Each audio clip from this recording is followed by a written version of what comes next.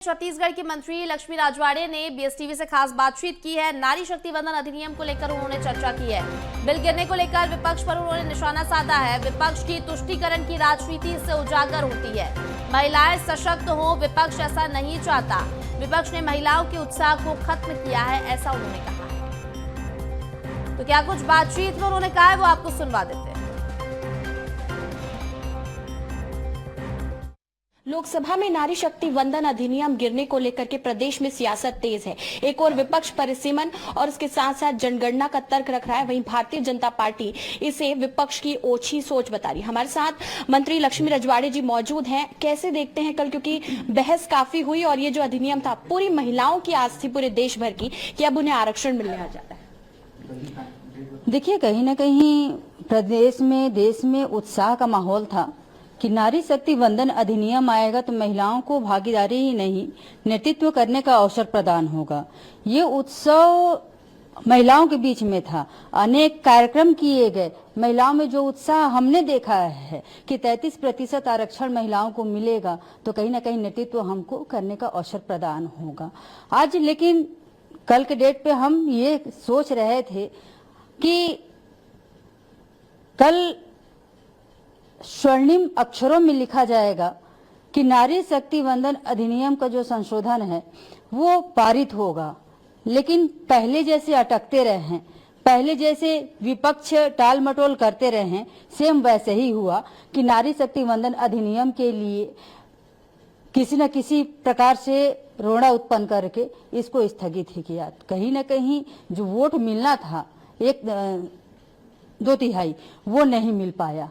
तो ये राजनीतिक महिलाओं को लेके कि महिलाएं नेतृत्व करने में असफल रहेंगी, ये जितने भी विपक्ष के नेता हैं उन्होंने साबित कर दिखाया।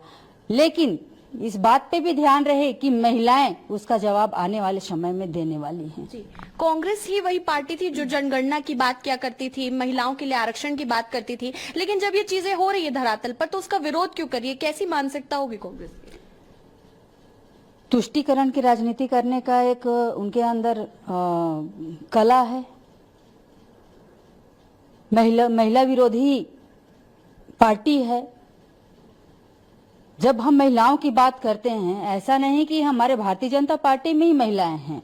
महिलाएं सभी राजनीतिक दल की पार्टी में होती हैं, लेकिन उनको खासकर उनके घर में खुद महिलाएं हैं।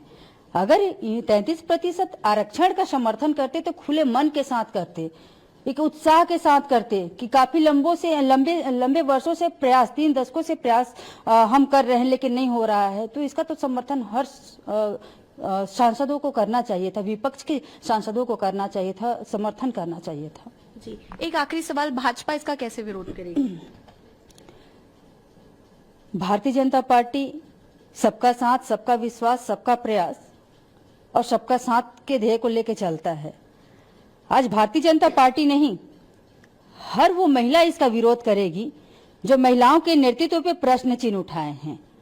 तो कहीं ना कहीं ये भारतीय जनता पार्टी का ये काम नहीं रहेगा, ये हर उस गृहिणी महिला का काम रहेगा। वो हर गृहिणी महिला इसका विरोध करेगी ताकि आने वाले समय में उनको पता चले कि महिलाओं को 33% आरक्षण देने में जो आप लोगों ने आनाकानी की है, आप लोगों ने समर्थन नहीं दिया है, तो उसका करारा जवाब आने वाले समय में उनको मिलने वाला है। जी, तो बिल्कुल देखिए, मंत्री लक्ष्मी राजवाड़े जी का कहना है कि महिलाएं इसका करारा जवाब देंगी और जो आरक्षण को लेकर के राजनीति की गई है, जो चुनाव होगा उसमें कहीं ना कहीं इसका जवाब पूरे देश भर की महिलाएं जो है विपक्ष को देती हुई नजर आएंगी। कैमरा पर्सन गणेश के साथ करिश्मा सोनी, बीएसटीवी रायपुर।